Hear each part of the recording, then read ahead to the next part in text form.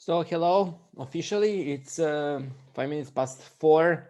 So welcome to this day number 4 of our training course, Youth on Air. And I think it's going to be also very interesting because we prepare a lot of nice inputs from the topics that we planned for today. So the first topic is going to be more related to production skills, digital skills, broadcasting. So a lot about organization, about preparation, following up, and I want to once again point out that as a part of this program is going to be development and production of 10 radio broadcasts. So for sure, this first session could serve as a preparatory phase for implementation of this project activity. So I think it could be very useful to speak about this, to speak about the organizational aspect of this. I know that Maria prepared a nice presentation about pre-production, post-production, some nice series of tips and tricks that you also can use. And in the further stage of the session, we're going to try to sketch a kind of action plan, at least an outline of a future plan. So once when you're ready to kick off this broadcast preparation, that we have everything set as much as possible. So not to start from scratches, but to start from some outline plan. So this session is going to serve for that. In the second session after the break, we have Steph from UK is going to speak together with us more about presentation skills. Tamara has tackled a bit regarding this, about the importance of voice, the importance of preparation and planning in delivering the content through radio. But I think Steph will probably focus much more on these practicalities regarding the presentation skills. So I know that she prepares a lot of small exercises that you will have opportunity to try out. And also we will have kind of a simulation and some part of the future radio broadcast. So I think it's as we're going to work as we planned. So 3 hours ahead of us. We're going to make a break in mid of the sessions. So I don't want to take more of your time. If someone joins us, we're going to leave him to this room. Now it's 2 people from Macedonia told me that they couldn't come due to some health issues, nothing severe, but they just excused themselves for today. They're going to join us on Monday, most probably. So this is just a short notice from my side. Welcome to this training day. I want to pass the floor to Maria, our expert for the first session. As I said, Maria is going to speak more about production and digital skills. So Maria, the floor is yours. Thank you, Igor. I hope your baby is getting better. Yes, we have 2 new teeth. So yeah, woo. Yeah, we can eat solid food now. Great.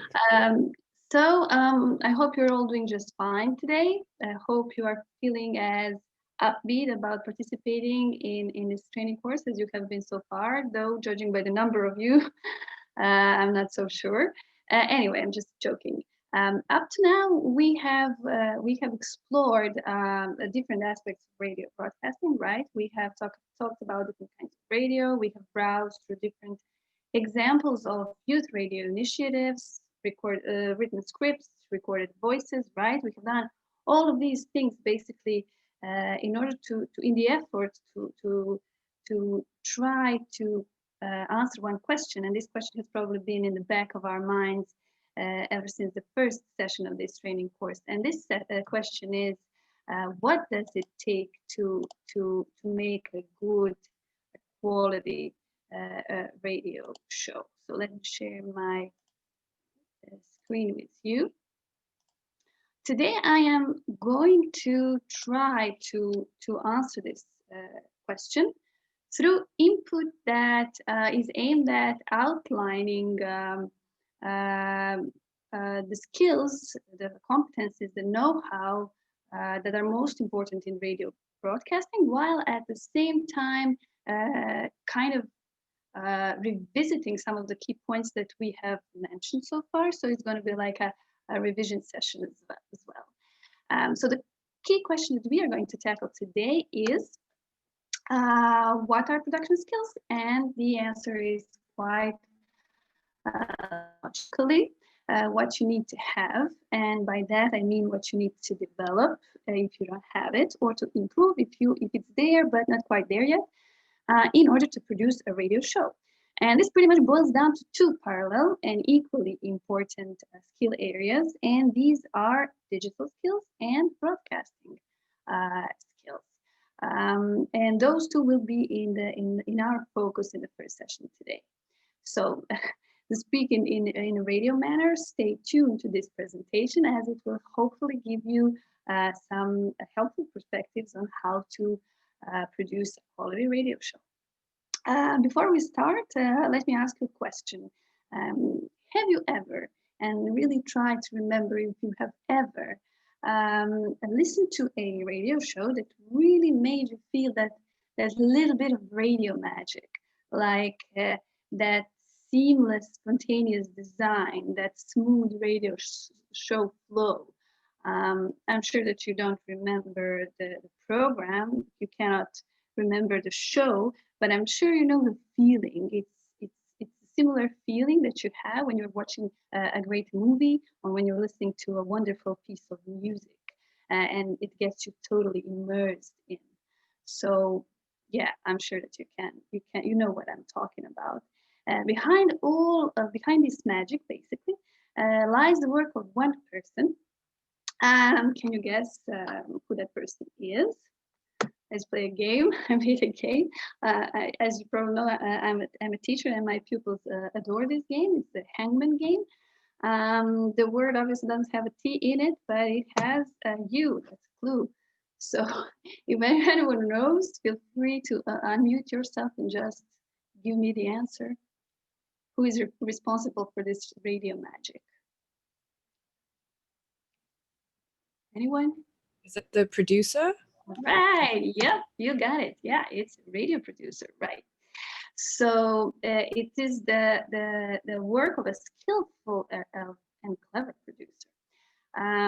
When we talk about radio production, it is important to emphasize that it is a really vast field that keeps on changing, as the constant change in technology is always introducing new techniques in the field, right, of radio production. Nevertheless, the bottom line is the same. I mean, you can have great ideas, brilliant scripts, memorable voices, and so on. But if your show is not produced properly, then it will not be interesting to your listeners, right? And the person, or other people who are in charge of getting this right, who are in charge of fitting all these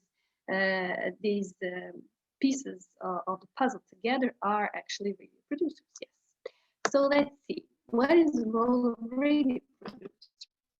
Radio producers oversee the making of a radio show, for sure, yes. They work mostly behind the scenes, yep, they do. They are responsible for the content and overall production of radio programs, meaning that they organize music selection, they organize audio presentations, guests, callers, timing, and the overall sound of the program, right?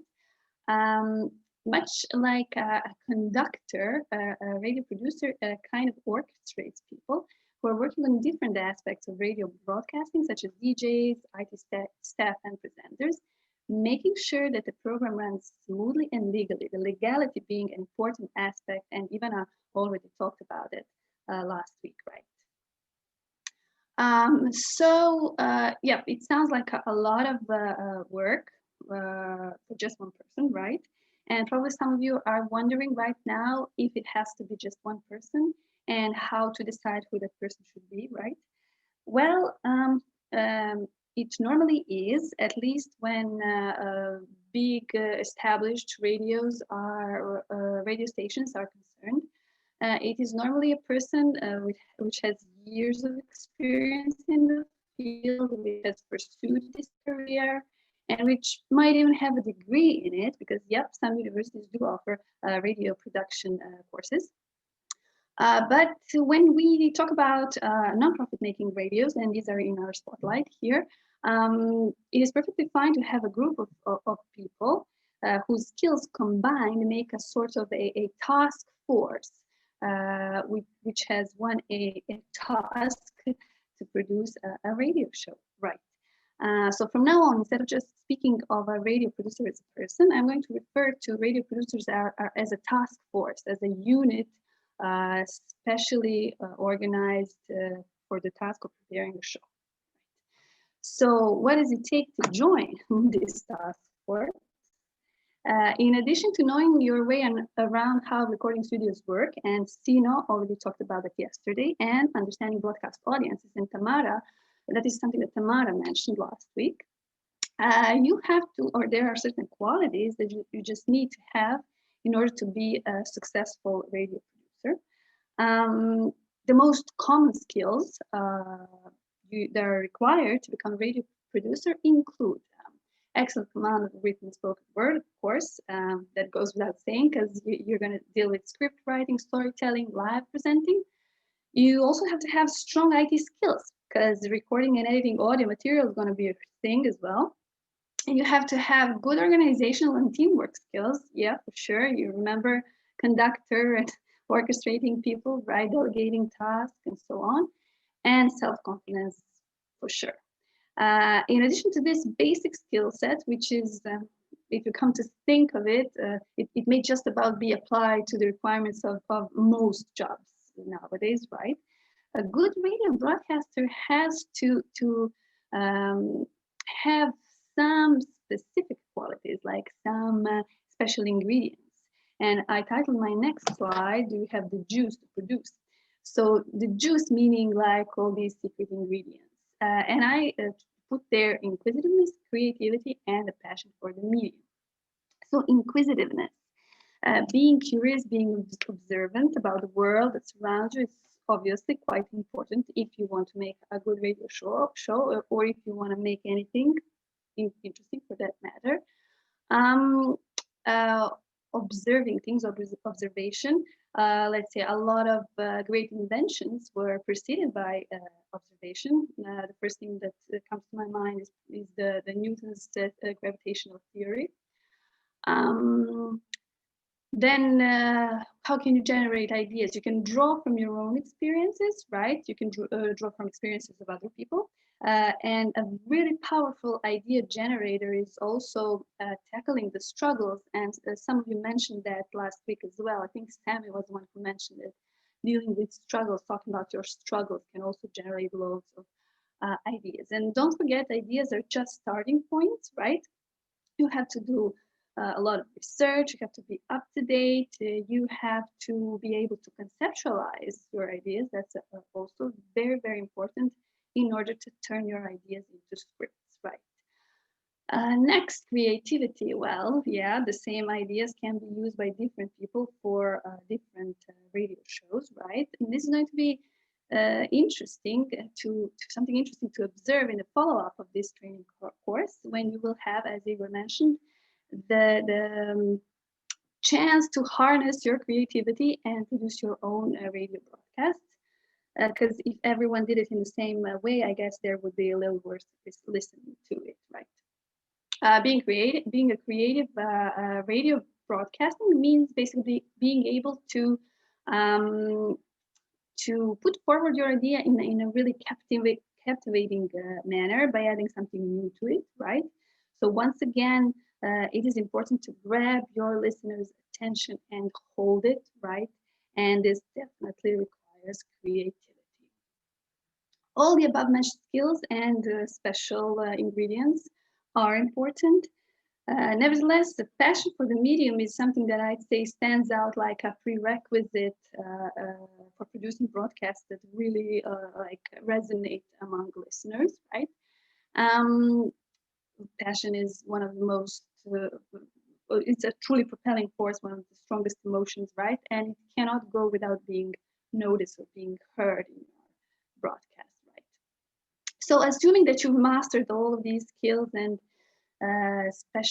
these small ingredients, special ingredients, and that you've got the power and the forces, you've joined the forces with you. It is important to have in mind that power comes with a load of responsibilities, right? So on top of coming up with ideas for programs, checking sources on your news, developing content, and so on.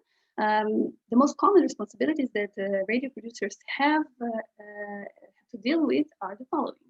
We have editing shows and broadcasting elements. We already talked about it. Providing the presenters with a detailed breakdown of studio equipment and procedures. So you have to be ready to really have this, like, you know, really master this. Then we have ensuring that the show complies with and respects various broadcasting and copyright laws. Again, legality, a really important issue. We have sourcing interviewees and contributors, and by sourcing I mean like really tracking them down and dragging them to the studio, right? And finally, making sure that health and safety is adhered to. But we're going to talk about these just in a while. Let's go back to the beginning and just remember how I mentioned that production skills are basically digital and broadcasting skills combined. Well, likewise, there are two main types of radio production. There's audio production and there's show production. So basically the work of a radio producer or radio producing task force, as I said, I'd refer to it, may vary depending on the type of production that they have to deal with. So audio production basically involves making jingles, making promos, making station imaging and radio sweepers. And my guess is that right now you have this weird image in your mind of a person like a janitor who is roaming around radio stations corridors and sweeping up after hours. But no, radio sweeper is no such thing. A radio sweeper is a tool that is used to transition between songs. Maybe you've mentioned this. It is like can be different sound effects like crashes, bangs, whooshes. It can be mixed with audio, with voice, and it shouldn't be too long, like maximum 20 seconds. You can use it to identify a radio station, like identify your radio station's tagline.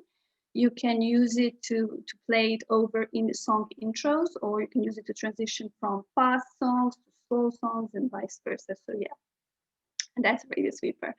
Going back to audio production, audio producers engage in creating audio such as sound and vocal effects, music and speech, right? And basically their task is to invent creative ways to get a message across snappy. That's the thing. Sorry. Speaking about show production, working as a show producer involves a close cooperation with your presenters in searching content, researching topics, as well as monitoring live shows, keeping an eye on song timing, putting callers on air, keeping the presenter on topic.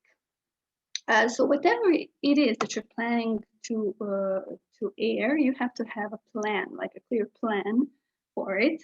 In radio broadcasting, the process of production is carried out in three phases. We have pre-production, production, and post-production. And I have made like a small checklist, which will be included in the toolkit.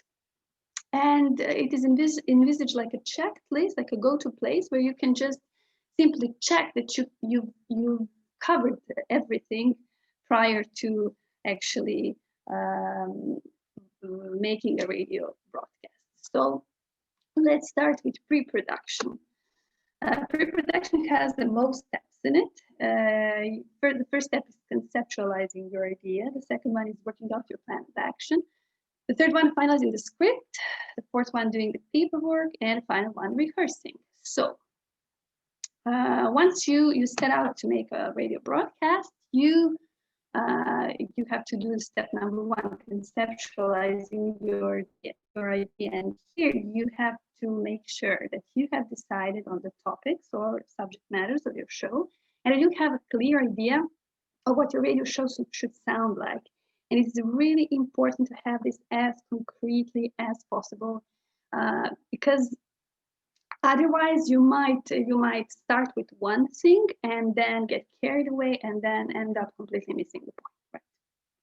So step 2 would be working out your plan of action. And here you have to make sure that you have worked out the format of your show, meaning that you know its exact structure, you know how long is each section, and so on.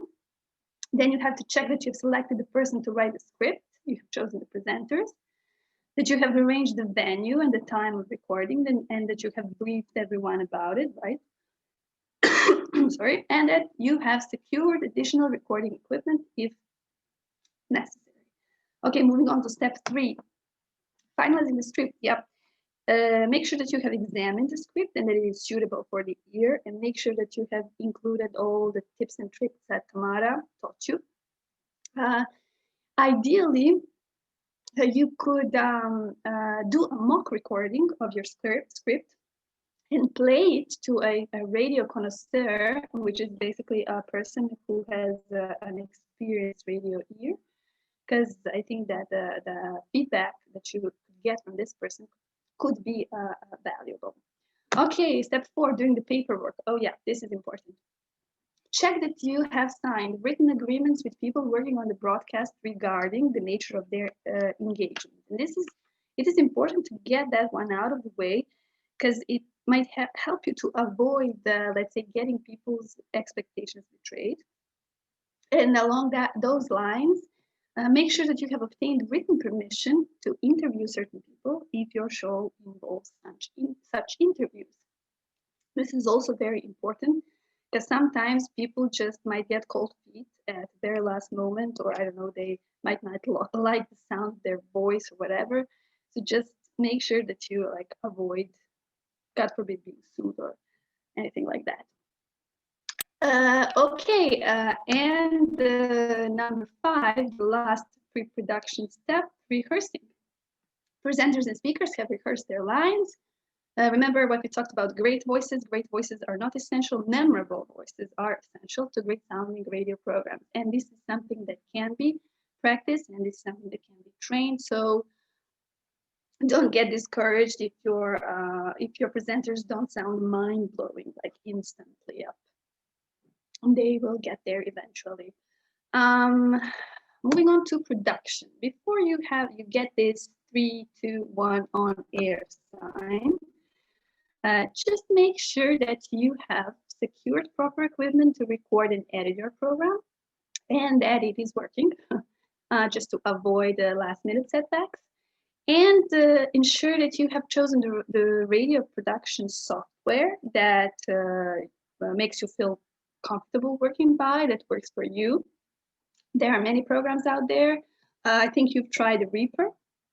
Reaper has like a 60-day trial version, which is free.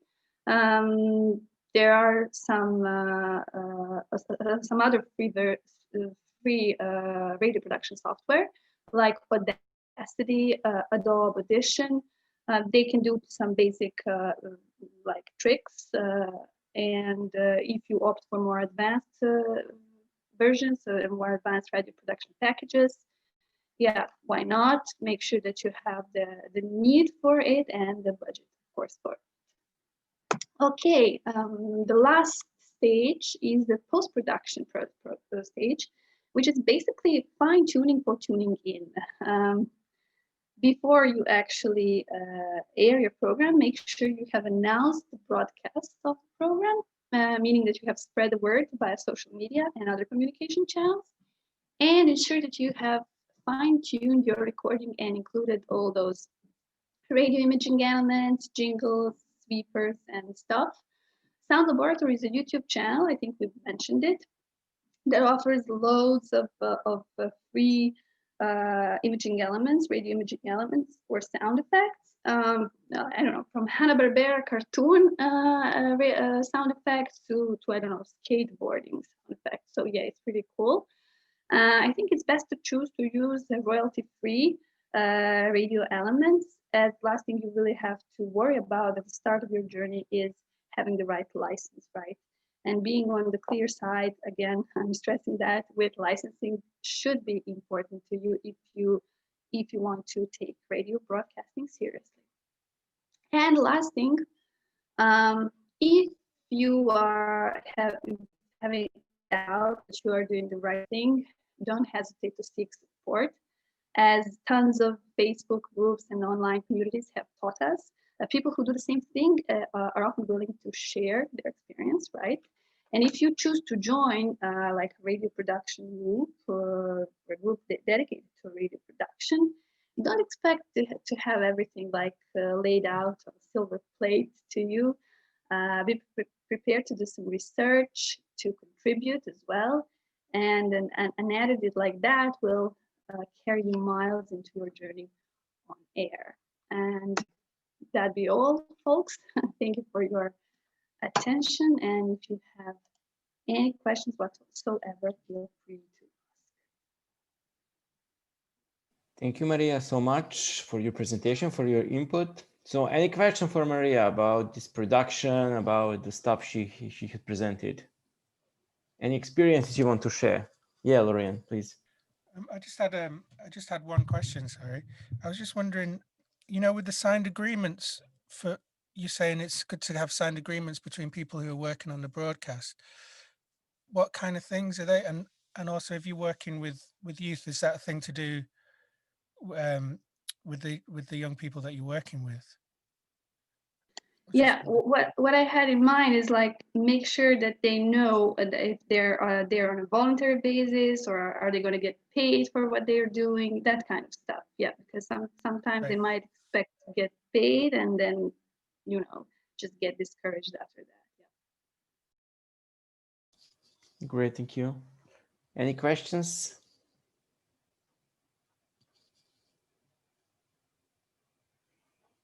Okay, Shukran, please. Does every radio requires like 3 types of producers? No, not at all. I mean, I was referring to this like a group of people who can just decide how to split work amongst themselves. You know, so you don't have to have like one person doing the pre-production, the other one doing production, and the third one doing post.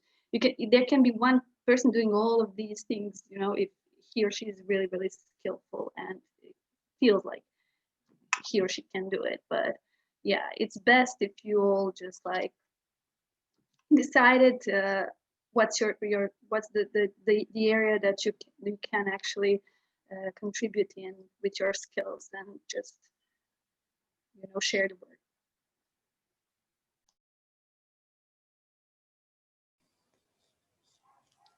Okay, someone else maybe? Okay.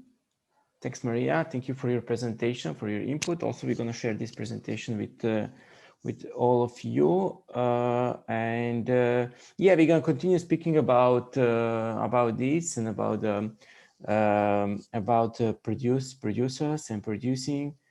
So maybe before Maria also tackle this a little bit, but I think it would be also important to, you know, speak more on this. So I would, you're going to take your cell phones and let's use this Mentimeter for the persons that maybe haven't used it. So please go to www.menti.com and use the code that you can see on your screen, actually on my screen that I'm sharing in this moment, which is 3848203.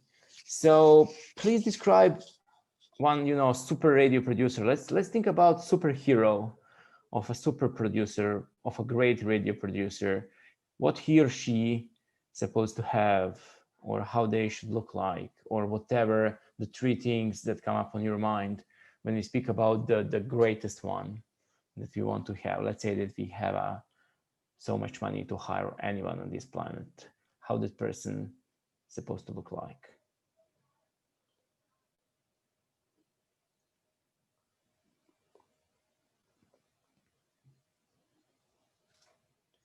What characteristics supposed to have? Anything you think is important for one of a kind?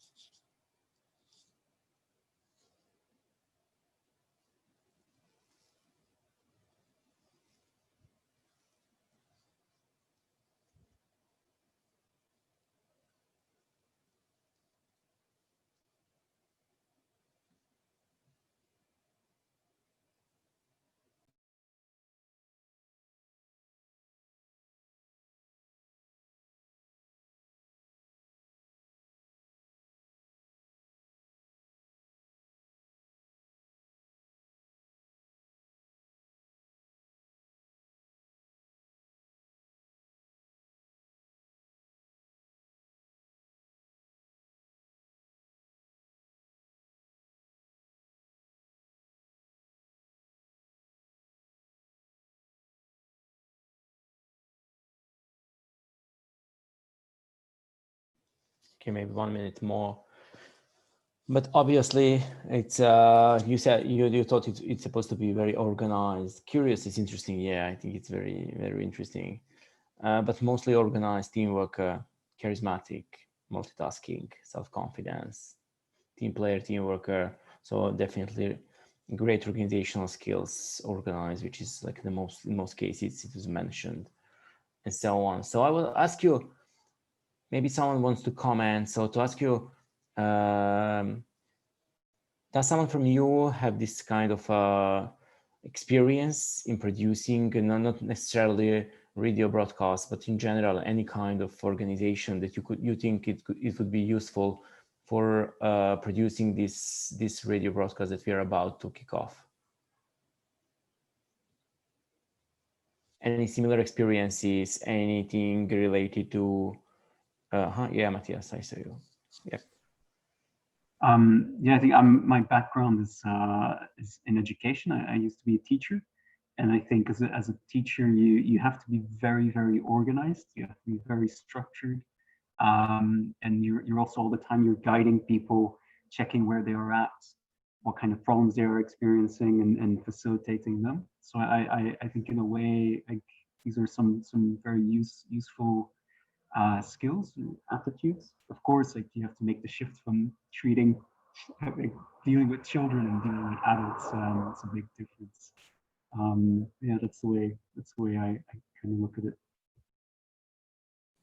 Thank you so much. Yeah, I think so as well. And I know, I mean, we are now doing a lot of non-formal education. I think we have taken a lot from formal education, the structure, I don't know, session plans, different methodologies, and so on. So I think for sure, this like a blended approach of formal and non-formal is something that I think could easily could reach out to participants' learning needs. So I think that's why it's important.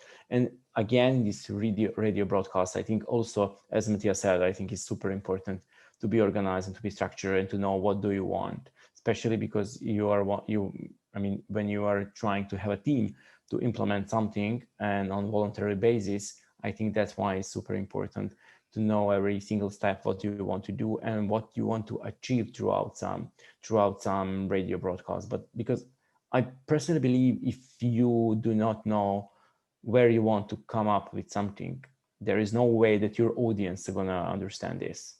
So I think we as a team, and especially these small teams that you're gonna create after the completion of this training course, that you're gonna kick off this radio show production and so on. I mean, it's going to be up to the team to know exactly what they want to do. I mean, of course, it's going to be ups and downs. It's going to be a lot of obstacles. I mean, it's going to be many challenges. But I'm sure that if this team knows what they want to achieve together and what kind of message they want to deliver, then there is a high possibility that also the audience going to understand this. Not necessarily, but it's a high possibility that is going to be so. Otherwise, only with with any plans, with these organizational skills that Matthias mentioned, and also you in this Mentimeter about multitasking, about team player as one of great importance of a producer, is something that we really, I think it's important to stress out. So that I think is important that you mentioned this. So any similar experiences to as Matthias now just shared with us? Anything? Matthias, want to add something, and then Maria, you just need to unmute. Yeah, I was just thinking because we were talking about being organized and you have to coordinate people. I was wondering if anyone else in the group knows of any good online tools, because nowadays with COVID, a lot of the organizing, coordinating needs to go through online channels. There just aren't any other ways.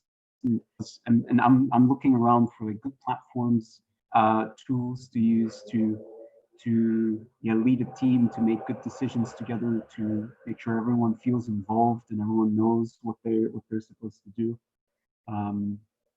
Yeah, so thank you for this question. Maria, you want to refer on this, or you have something on your own? So maybe before. No, not really. I'm not going to reply to this, but I just wanted also to add one more thing. Is when you're thinking about producing a show and you want to step into this role of a radio producer, you also have to be really to make sure that you're not acting like a cold-blooded machine. Like, you know, you have to be really respectful of other people's like needs, their personalities, their different working styles. Just don't demand, don't push, because some people are just not built that way. They don't feel comfortable working under pressure or things like that. So you really have to know your team and respect different personalities of your co-workers, and yeah, don't be a terminator. Yeah. Okay. Hi, everybody. I'm also a teacher. Nice. I was going to say there's an app called Notion, which is free. I'll type it in. No, and it's very good for sharing tasks with other people. And quite a lot of companies have started to use that, and there's a free version of it. Great. Any other examples of using some co-working platforms? I've used Slack in Teams before to various success, but it's quite good. I've not used Notion yet, but it'd be one to check out, I think. And Lorian, what is your experience with Slack? I have kind of my experience is quite challenging with this. So I found it worked really well for a bit when everyone was engaged and everyone was paying attention. I mean, my main problem with stuff like that is missing stuff. Like anything like WhatsApp or anything like that, I can't deal with, because if you're not paying attention, you're like way down in a conversation somewhere and you've missed a piece of vital information. But I still haven't found the perfect thing for that. The quest is open. Maybe Notion. Maybe yeah. Any other examples of using some co-working platforms? Apart to think Eurobia for Notion, Slack is the most popular one. I think the Slack one is someone that probably you heard about. In some project I use Trello, so I can share with you. So it's I mean, it has some, of course, as Lorian said, if people are putting the stuff regularly, that it makes sense. You know, when there is not, then you have again to go back to emails, and it depends very much on the responsibility of your teammates. So if they are like committed to put to update the co-working platform and to put everything there, so that is much better. You can poke someone, you can, you know, very easily to change the things that you have here, that you can see all the action plans and so on, or the reports. But at some stage, it's sometimes you need to go back to emails and do it, you know, old-fashioned way. But for me, I also used to work in Slack. Now, due to some projects, it wasn't my choice. I was like, I just imposed this Trello to me. But at some point, I find it's even more convenient. I say it's more, you know, it's simple to use it. So in that case, I can say it's okay, not the perfect one, of course, but it makes your life much easier if people are committed to update this regularly, not like I do that you have to you know, chase them to upload to the platform, I don't know, some action plan or some report or something. So it depends much on your team. So anything else? Thank you, Rabia, for sharing this. Yeah, these free versions and so on. Usually the versions are free with some limitations, so on. It's similar with Zoom. So it's similar with this kind of platforms as well. So when I went back yesterday to our project application, and we spoke about this the radio shows that we are constantly mentioning. So there are not so many details in the project proposal about this broadcast. So more or less, it's a series of 10 broadcasts developed by mutual cooperation of the participants. That means you, called Around Europe in 60 Minutes. So practically each of the show is going to last more or less 1 hour, and we need to produce 10 of them. So all of us as a group, not per country. And I think it would be, I mean, it's going to be up to you how you're going to organize together. Vicino is going to be here back on Monday. And then we can go more into these follow-up steps and to organize either through country teams or through mixed teams. I mean, it's going to be up to you. From the technical aspect, probably it's going to be easier to do it in country teams because you're going to speak your own language and you're going to, in this organizational part and so on. Although the broadcast should be in English. But on the other hand, I think in these mixed teams, probably this intercultural aspect is going to be more taken into consideration. So if there is possibility, I would also suggest to Sino and to all of you, if it's possible, to continue working in mixed groups. I mean, not just in country groups, but once again, it's going to be your decision together with the project team. In the project proposal, it's not stated specifically, so it's just stated that it's going to be developed by mutual cooperation of the participants. And when I spoke with Maria about this session plan and about her inputs as expert in this field, and the toolkit that was developed in the field of production, I thought it would be useful maybe to organize this, let's say in the next 15-20 minutes, to go to the groups and to discuss and develop kind of a pre-production plan. So let's use this opportunity while we are all together and try to think about how we can conceptualize our idea. So to make kind of a step-by-step approach to say, okay, when we from the very moment when we gathered in some, of course, online space and start discussing something, to the final conceptualizing of the idea, which Maria also mentioned in her presentation today. And also after I finish with this, she can maybe contribute as well with some inputs from her side, or to maybe underpin something that she already said. But let's think about how to conceptualize idea.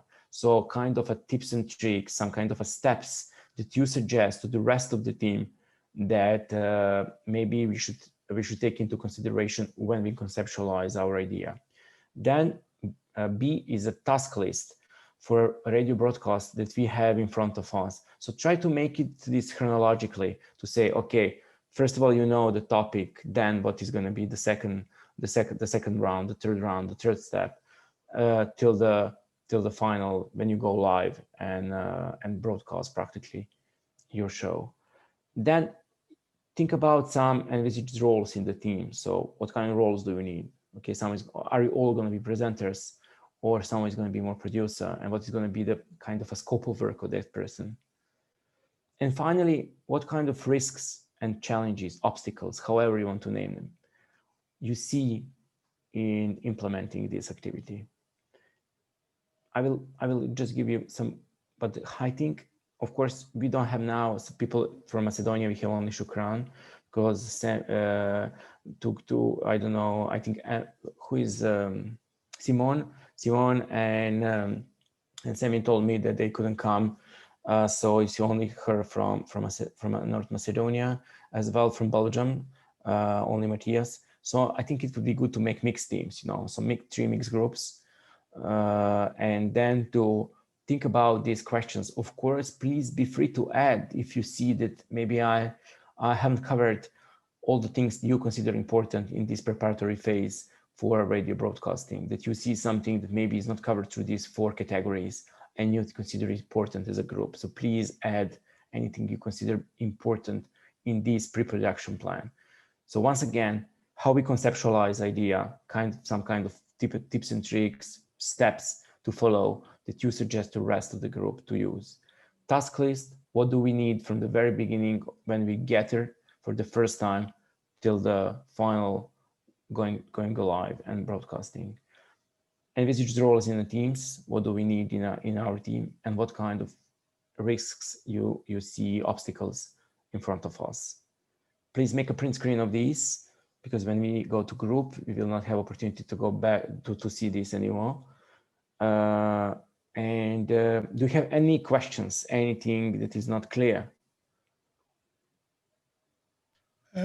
So can I just ask, are we thinking about this in terms of the things that we want to do for this particular project, or just as an exercise? Or I would say for this particular project, let's use this opportunity while we are all together and try already start to plan on this. I know that these 20 minutes that we'll give you now is not enough for this, but let's do something and have kind of a, you know, something when you finish the training course that is not just that we are discussing and exercising on some kind of a meta level, that you already start to plan on something. And then once you start to plan after this, you will not start from scratches. You will start from something that you already have.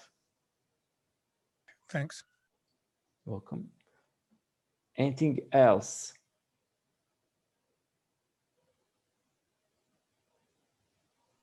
Sorry, do we have teams or are we making? Yeah, I will make the teams. I will make the teams. No problem. I will make the teams. It's going to be a random pick. So it's going to be, I'm going to put here just a random pick. So it's clear what we want to do. Yeah. Okay. So can I just clarify one thing? Of course, Georgia. I've kind of always been under the impression since I got involved in this that the aim was to enable a group of young people to carry out their own project to create a radio show.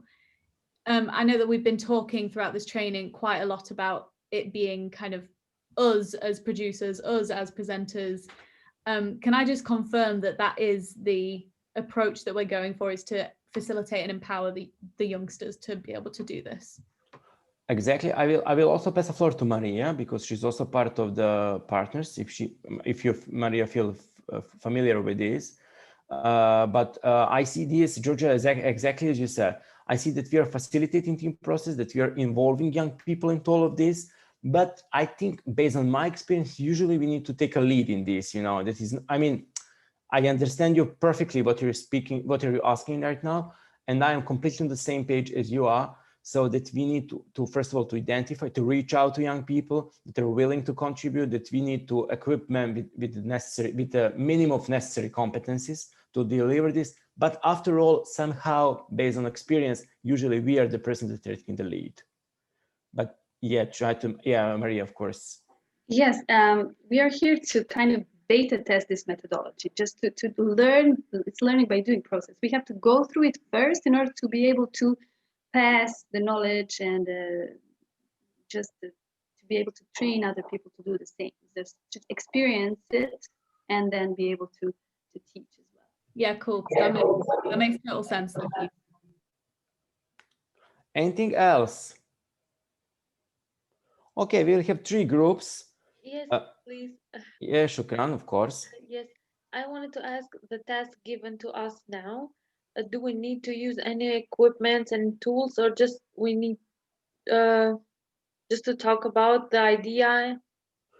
Just to talk a bit, and when we come back to plenary, I would ask one person just to present. So if it's possible, you can make just on one slide on PowerPoint or on a Word document, or anyhow, someone can just make small notes and then you can present to us instead of a flip chart. So you can just share your screen, one person per group to present it. So very kind of please take some notes. Thank you for clarifying this, Shukran. I think it's important. Okay, I'm opening the rooms, and so it's at 5 to 5. So let's say 15 minutes for this. I will see if there is a more time. So 15 up to 20. So, but I will check. I will go from, so let's say 15 in the first case. And if there is a need for more time, of course, we can prolong. Okay, enjoy your work.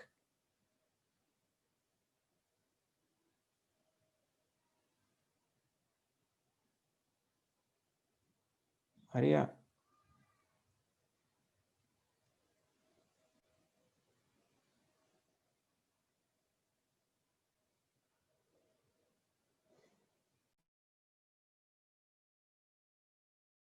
So hello, I think we're all back. So I think, yep. So all people came back. So I think we can continue with with this brief presentation from your side. So I think it would be good to hear people from the first. We can start from the first group: Maria, Mikhail, Laura, Bia, and Shukran. First group, second group: Lorien, Matthias, Nicolina, and third group: Emma, Georgia, and Huma. So I think we can speak first of all about. Let's have this from the first thing was how to conceptualize your idea. So let's hear all groups on this.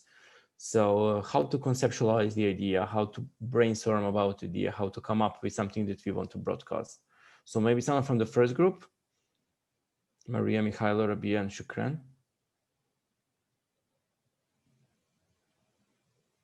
Just unmute, please. Yeah, we came up with mind mapping or brainstorming ideas. Nice. Can you maybe a little bit elaborate on mind mapping or brainstorming techniques that you had on your mind? Anything? Just randomly come up with ideas based on what you're interested in. Okay. And I mean, we came up with an idea. That's how we've done it. So we didn't just mind map it. We came up with an idea and developed the idea. That's what we've done. What was your idea? Oh, so okay. So our idea was a talk show with young people talking about things they're interested in, like music, and there was going to be a direct line to a therapist using a 3-word app. That was the idea. Wow, nice, cool. Let's hear to other groups about how to conceptualize ideas. So far we have heard the brainstorming techniques, mind mapping. So from Lorient's Matthias group and Nicolina, so the group number 2, about conceptualizing idea. Yep. I think I missed that part because I was kicked off the internet. But techniques that I've used in the past is you have this 1, 2, 4 or 1, 2, 1, 2 group technique, where first you ask people to think about something by themselves alone, write their ideas down on a post-it or piece of paper, and then they come together in pairs, and together they exchange their ideas and they talk about their idea. And then the next step is they present, each pair presents their ideas to the rest of the group. And usually through that process, from everyone having separate ideas, you get to having one shared idea where most people share an interest with or are interested in.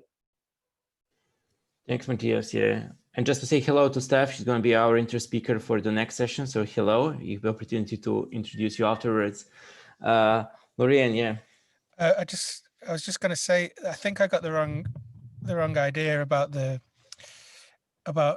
question was how to conceptualize an idea, and I think we conceptualized an idea, so we did it kind of practically. Nice.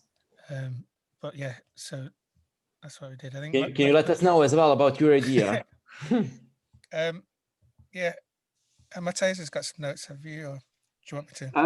Yeah, sure. So what I wrote down, but do correct me if I'm wrong, is 20 stories by 20 young people from across Europe, different countries, about how they have experienced 2020.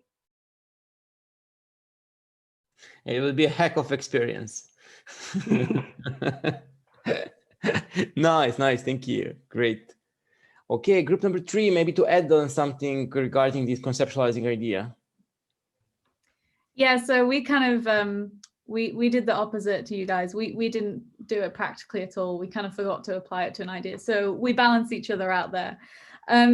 Yeah, conceptualizing ideas. We talked about peeling off the layers and starting with something broad and then peeling that away to find the core specific idea that you want to explore, whether that is something that you want to really say or it might be a question. Yeah, so just the 1, 2, 4 exercise that was mentioned, I think that kind of sums up the kind of approach we were thinking about. We talked about how important it is to take your idea, which you might find really interesting, but how it's necessary to talk to other people about it and find out why it's interesting, or if it's interesting to other people, and how that's really important in the context of a radio show, because you've got a lot of listeners, and yeah, you need to know that this is going to work for a wider audience other than yourself. So yeah, that's us. Thank you, Georgia. Thank you very much for this, and thank you for also doing this step by step, as we said. But also it was great to hear the two nice ideas that were developed just in 15 minutes. So really nice one. Great, guys. So the second thing was like a task list that we need for a radio broadcast, and try to put in on this kind of a chronological order. So also we can maybe start with the second group maybe now, Lori and Matthias and Nicolina, and then to maybe just to start to make a list, and then if there is something that is missing, we can add from the next two groups. So what do we see, like what are the task lists that we need to have? The first thing that we wrote down was to specify which communities we want to have young people from, that we want to represent in our radio program. The second step was then to actually go out and find these people.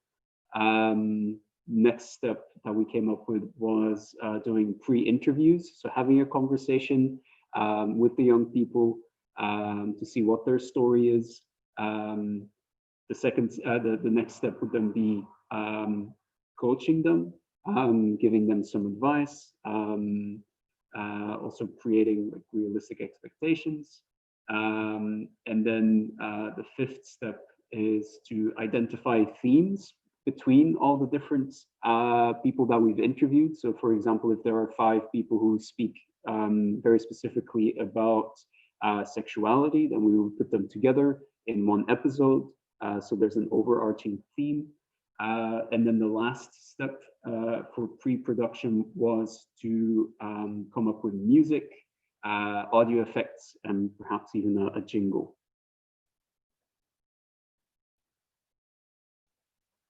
Great. I tried to make some notes. Audio effect.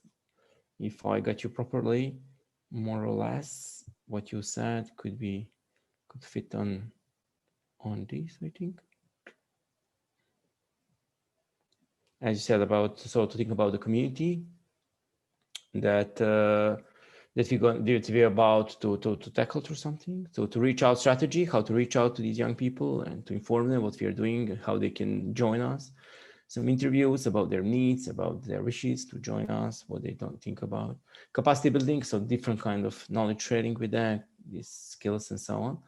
Make topic related themes, so based what they like to do, so to make some themes around that. Music and audio effect. Matthias? Yeah. Okay. Anything to from the next two groups? Thank you so much, Matthias.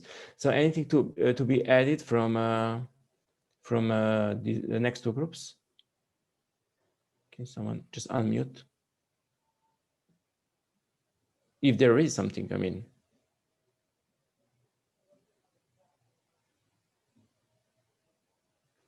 Georgia, if there is something, or someone from your group? Yeah, we kind of we didn't get anything that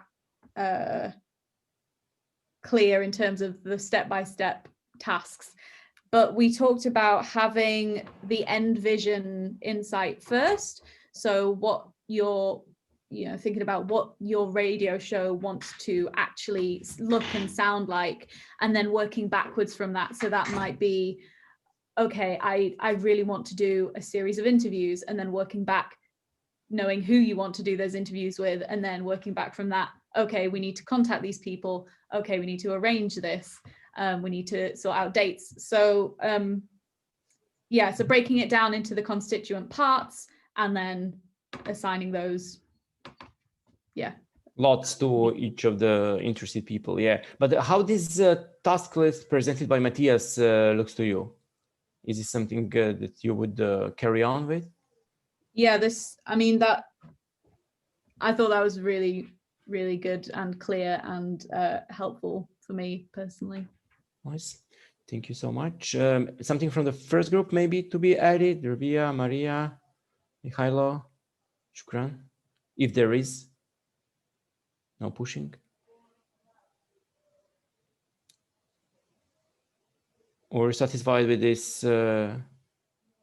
Rabia, if you just unmute yourself, if you want to. I mean, I see your lips are moving. Yeah, just need to turn on your mic. Okay, doesn't work. Okay, maybe you can check it at some point, maybe due to some mic. Okay, and last point was about roles in team, risks, challenges that maybe you have envisaged. So maybe you can start with the third group now. Georgia, Huma, some from you, Emma, I think. Who has notes? Yeah, I'm happy to talk again if nobody else from my team wants to. Emma said that it's good to delegate tasks and create these roles based on what people naturally gravitate to and want to do. And we talked about how that's really important in terms of actually being productive as a team, because people tend to do the stuff that they want to do rather than taking the approach of one person assigning roles as they feel fit. So yeah, making sure everybody feels comfortable in their role and that there's a general consensus across the team about what needs to be done. And then we also talked about creating a timeline with specific deadlines and specific stages that everybody can meet, that's achievable, and how that is really important for motivation for team members to reach those steps and feel that sense of achievement and then reach the next one, particularly with projects that are over a long period of time. Great. Thank you so much, Georgia. Any challenges you have identified before I move on to the next groups? Some challenges, yeah, Huma. We also talked about how marketing would be a challenge because we identified that we not all of us, like, we don't necessarily have like big, huge followings and we can just go out and be like, oh, you know, we're doing this podcast, come and listen to it or whatever. So we said that that would be a challenge, and we were talking about how like we could tackle those. So we came up with spreading the word out and creating kind of like a hype before we actually launch. I think my internet is unstable. Can you guys hear me still? Yeah. Okay.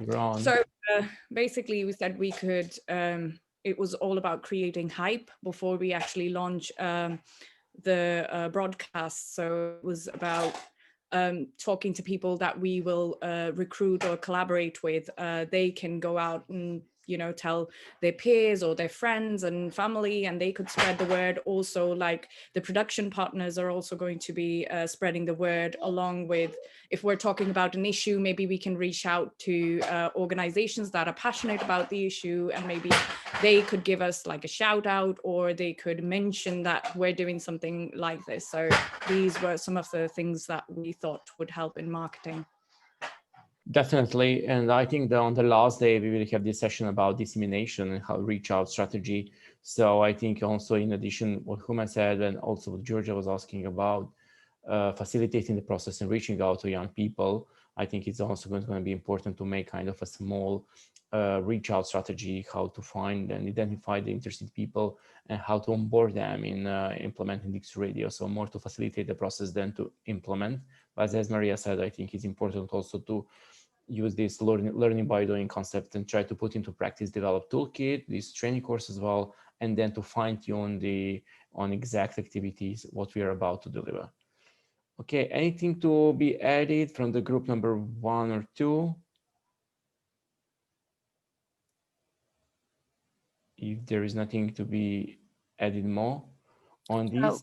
For risks and challenges, we had people not calling in, which you've already covered. We had technology failing if you were doing a live show, and also if it's a live show, a way of preventing bad language on the show, because obviously some young people do use a lot of well, not standard language. So swearing, that kind of like colloquial language. Could be also very challenging this to avoid this. And also I think when you are involving different representatives for different youth groups, also I mean it also is very important to try to avoid any kind of maybe discrimination or hatred or anything related to that could be shared and can jeopardize the whole idea while we're organizing this. I mean, it's also always good to have precaution in that way as well. Okay, guys, so we easily can conclude this session if there is nothing to be added. I think this could be very useful for the final plan development. So please keep your notes. I also made the notes what Matthias was saying about this task list. I think it's going to be very useful for the further stages. Okay, we're going to make we can make some break of 15 minutes as usual and take some rest. Maria, thank you once again for your input. You're willing to, if you have time, please stay with us. Otherwise, see you next time. And after the break, so we're going to start at in 50 minutes, so it's 5:50. So at 5:50, we're gonna start with Steph. If Steph, if you're there, just to know that you're gonna start in 15 minutes. Yeah, you're there. Thank you. Sorry for this delay, but we need some break. So in 15 minutes, see you again. Take some rest. See you. Bye bye.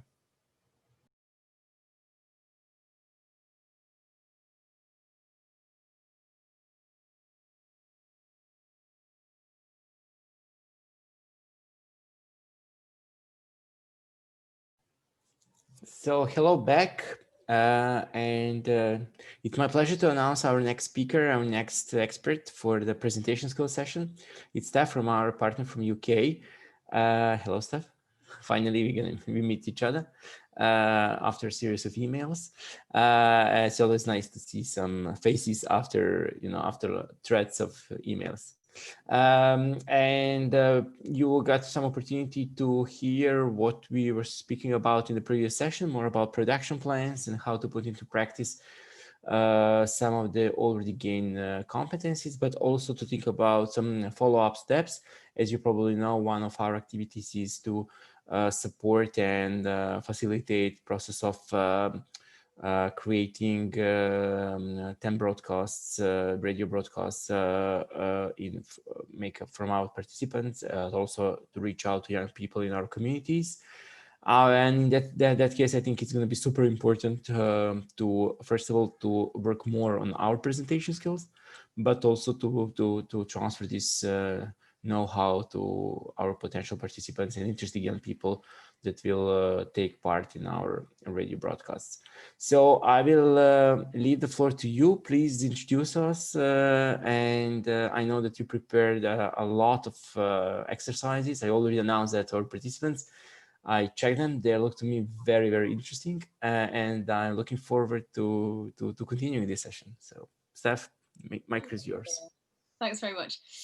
Okay, yeah, so I will just introduce myself very quickly. So my name is Steph. I am based in Manchester in the UK.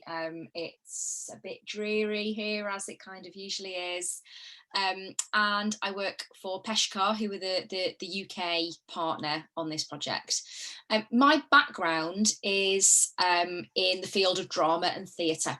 So I've worked for a number of years as a facilitator with children and young people, leading drama workshops, creating plays with children and young people. But in the last few years, I kind of moved more into the sort of management side of things. But it's great to be able to lead something based on presentation skills, because so much of what we learn through the process of learning about drama and theatre processes can really be of a lot of use when it comes to thinking about how we present ourselves, whether that's in an environment that's for an audience, in an audio context, in a visual context, whether it's live, whether it's recorded, whether it's online. It can all be really useful. So I'm going to share a screen with you in a second, because I've done the old put a PowerPoint together. I know everybody does it, but it's hopefully not going to be a death by PowerPoint. And as Igor mentioned, I have put quite a lot of exercises in there. Now, I don't want to be kind of going on and on and on for ages today, so I probably won't make you do all of these exercises. What they are there to do, though, is on the one hand to give you a little bit of a starting point as to things that you might want to explore outside of the sessions yourselves. So I would encourage you, any of the exercises that we don't do within the session itself, please go and do them outside of the session. Take the opportunity to think about your own practice and your own presentation skills. But I also want you to be able to step outside of your own personal experience and think about how you would use and adapt those exercises for young people that you might be working with. So there are a huge variety of different types of groups of young people that you might work with in the context of these projects and future ones that you might do. Those young people are bringing their own baggage into those engagements. They're bringing their own backgrounds in there. They're bringing their own feelings of confidence and self-esteem into that engagement. So just take a moment to think about how you might adapt those exercises to make them suitable for the groups you might work with. And what we might do is take a little bit of time to have a bit of a chat through some of those issues as well. So I'll just warn you, I have a tendency to improvise a little bit. So the PowerPoint is kind of more for me than it is for you.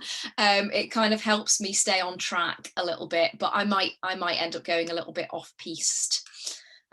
So if I just zip into this here now, and I will make it go from the start. Lovely. Okay, for some reason I chose one of the most boring design themes for this presentation.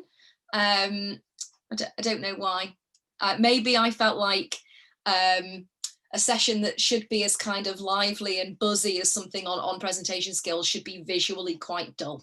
I don't know. So okay, we're thinking about radio. I'm using radio as a generic term here. We're talking about the audio medium, of course, so we might mean radio, we might mean podcasting. We're talking things that could be live, could be pre-recorded, but it's a personal medium. It's an intimate medium.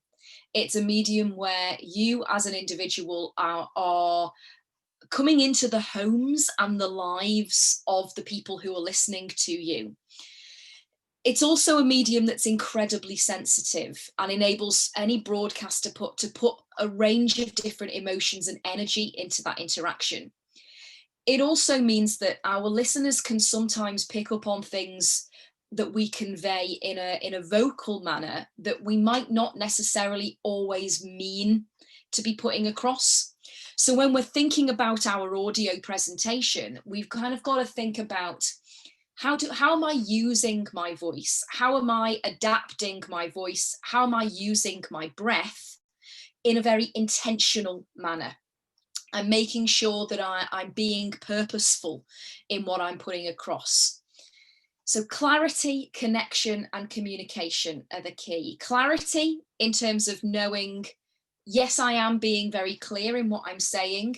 I'm not just being practically very clear, so I'm making sure that somebody can hear and understand me, but I'm also being clear in what my intention is and why I'm saying what I'm saying. I'm thinking about making a connection with my audience, so I'm considering what my audience needs and wants in my communication, and then I am aiming to communicate something to them. I'm not just talking for the sake of talking. I'm not filling the space with meaningless blah, blah, blah. I'm taking a moment and considering what it is that is the purpose of what I'm putting across. Okay, so yeah, we will do this because I'm already bored of the sound of my own voice. So think about the best radio show or podcast you have listened to recently. And I want you to think about how you would describe your enjoyment of that show. And I've used that terminology quite carefully there. I want you to think about how you describe your enjoyment. I want you to think about the content and the presentation style. And how much did the presentation style that that particular presenter was using impact how you responded to the content? How did the style and the content speak to each other and inform how you as an audience member responded to that broadcast and what you took from it? So we will literally just take maybe 3 minutes for you to individually have a little bit of a think about that. And then I'll just ask for a little bit of feedback, okay? All right, we'll take 3 minutes from now.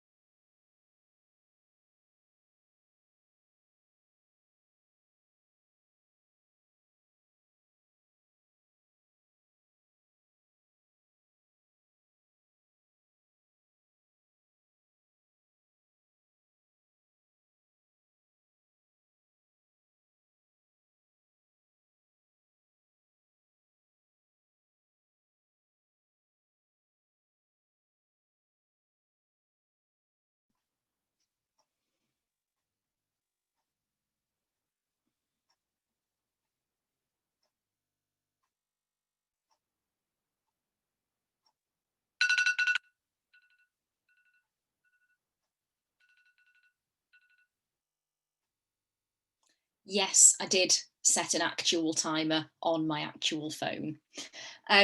It's very weird setting exercises when you're in an online thing. You just have to kind of trust that people aren't wandering off. Okay, I'm just going to momentarily stop the share because it's so much easier to get responses when I've actually got the grid of you in front.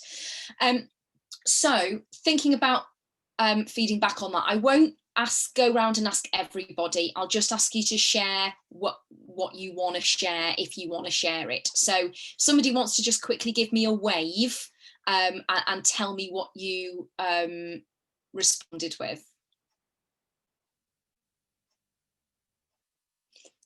Rabia, go for it. Right, I did. There's a radio program called Gardener's Question Time, which is on BBC. You can also listen on iPlayer, and the content is gardening. I listen to that even though I don't garden very often, because it's funny, it's relaxing, it's informative, and it's quite amusing. And the style is, you have a panel of experts who answer questions that the audience gives, and there's usually a host, and sometimes there's an interview with a talk and a walk around a location or interview with a person. And the reason I think it works is because it's just funny. It's funny and it's very light-hearted, and a lot of people who listen to it don't actually garden. I think that's a really, really good example, because you're definitely not the only person that listens to that show who doesn't garden particularly, doesn't have that as like a main hobby. That's a really huge thing. So as part of the kind of the humour that you find in that, Rabia, what is it about? Is there a quality to the voices? Is there a something in particular about the interactions between the people that they have on the show that you find? Is it comforting? Does it make you feel kind of safe and secure? Is it like a kind of blanket that you wrap around yourself? You're on mute again. Right, so I find it so relaxing hearing about people's slug problems that it sends me to sleep. And I think it's because it's so de-stressing. We're hearing about other people's problems that, I mean, they're big problems, but they're not that big problems. So it's kind of, there is an element of danger, because they have rot and they have all kinds of like pests and bee hide, I forgot what it's called, you know where hive collapse and all these things you worry about, but it's not my problem. So it's kind of strange, because I'll sit there with a cup of tea and I'll listen to it, and it's very, very relaxing, and I just find it's so, and I know it's old worldy and it's kind of like nostalgic, but it's also quite informative. Yeah, I think there's something very particular about the style of address that you get from that particular radio station as well. So this show is broadcast on a station in the UK called Radio 4. And Radio 4 is all speech radio. They don't play any music on it. And it tends to be a lot of quite serious programmes, maybe about current affairs or about the news, as well as audio dramas as well. It's the main place that you would hear dramatic stuff. And it tends to be quite... people on that station speak in a very particular way. You don't get an awful lot of regional accents on this station. So people tend to be very, very well spoken, which I think contributes in a way to the quite relaxing, quite somnambulant vibe that you get from those kinds of shows. Has anybody else got an example that they'd like to share? Go on, Georgia. I have a podcast which I came across because I heard the woman speaking on a Radio 4 program, and then I went to her podcast. It's called The Happiness Lab. And the content is, she's a psychologist, and she basically, each podcast is kind of exploring these scientific discoveries that she's researched into how we could be happier people.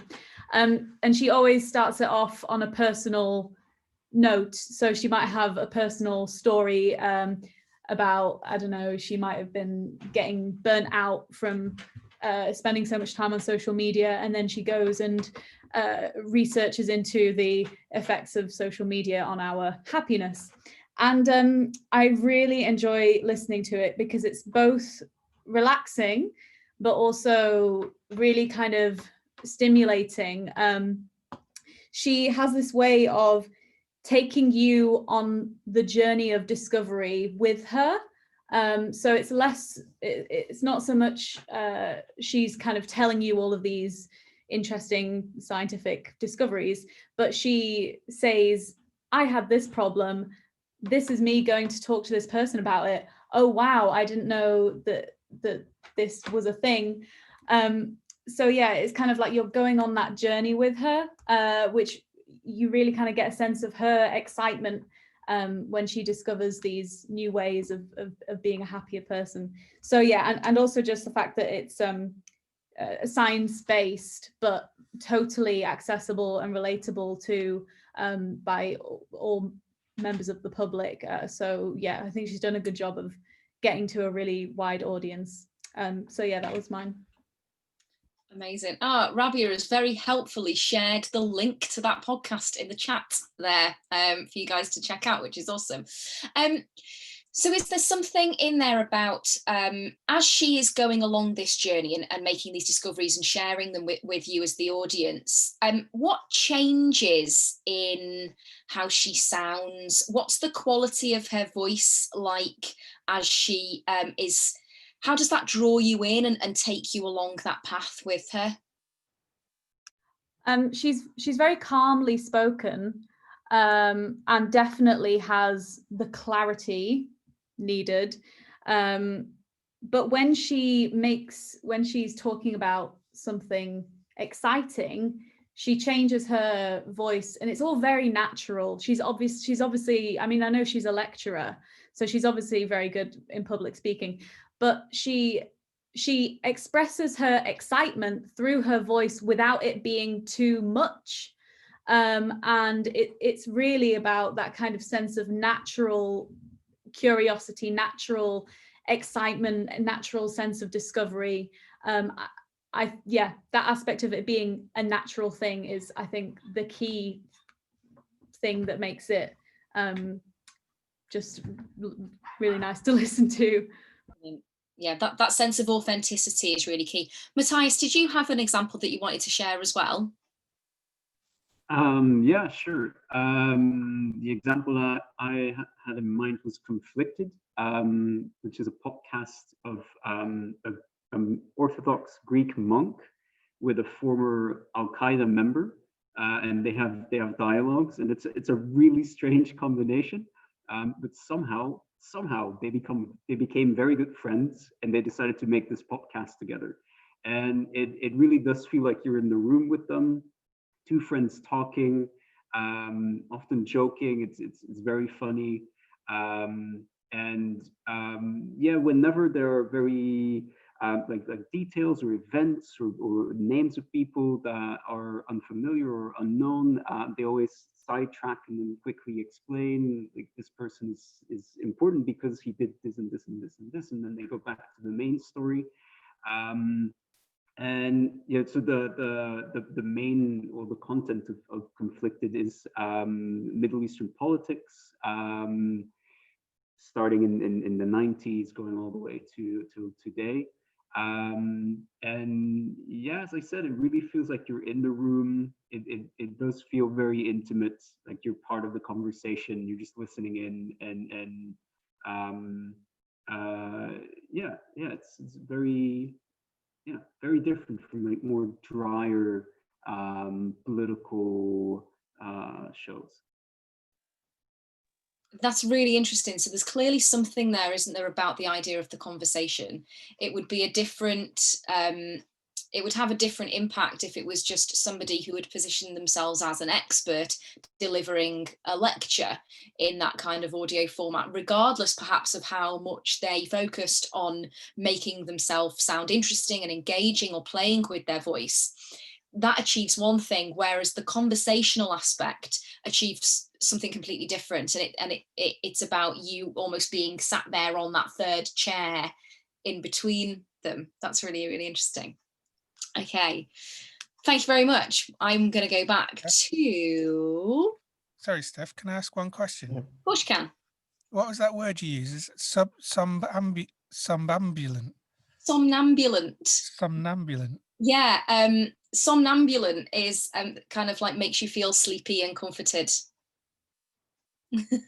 Can you write it in the chat at some point? Yeah, I can. I'll Thank try you. and do it now. Nambulant. Very nice sounding word. It is it's a lovely sounding word. A lot of lip stuff going on in that word. It's great.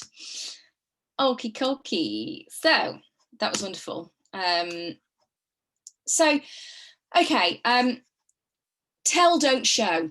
A lot of the time in drama, I'm saying to young people, particularly a lot of the time, when they're creating a piece of theatre, I'm saying to them, show me, don't tell me, show me, don't tell me, all the time. Because what you tend to get is you get a lot of young people who are creating narratives in drama for the first time, doing loads and loads and loads of exposition, wanting to explain things to an audience all the time, when actually they could probably achieve that by just doing one single physical action, moving from one stage to the other, changing their position in some way. Whereas when we're in an audio medium, that's the entirely opposite thing. So when you have no visuals to support your ideas, you've got to rely on the power of your descriptions. And it can be quite useful to think about accessing the reader's, I've said reader, when actually I mean listener, the listener's 5 senses when you're trying to paint that picture for them. So an exercise that we won't do in this instance, but this is one to try to think about at a later date, and to perhaps consider how you would do this with a group, is a very, very, very simple one, is to just take an object. The more random that object is, the better, whatever is sitting next to you. I've got a little teddy bear sitting next to me on my desk. And if I was going to describe this, how would I do that? Well, I'd be using my first sense first, which is my power of sight. But I'm describing it to somebody who hasn't got that power of sight in front of them. So I've got to think about colour. I've got to think about shapes. I've got to think about layout of features. I've also got my touch sense that I can use as well. Don't know whether you can tell on the microphone here, but there's a sound sense to this as well, because the middle of his body is like a bean bag. So when you touch him, he makes a little noise, okay? So we can think about how we're using all of those different senses.